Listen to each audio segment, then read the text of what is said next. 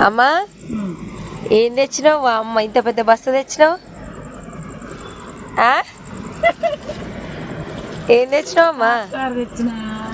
అమ్మ మనవరాళ్ళకేనా మనవరాళ్ళ మరి మాకు లేవా వీడియో తీసుకుంటున్నా మరి నాకు కాదా అమ్మ